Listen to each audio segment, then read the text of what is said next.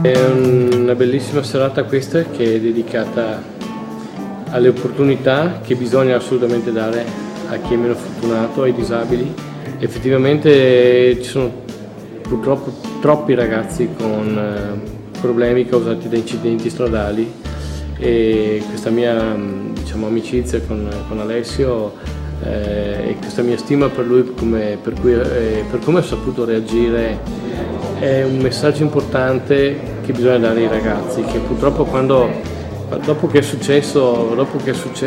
l'incidente non si può più tornare indietro, quindi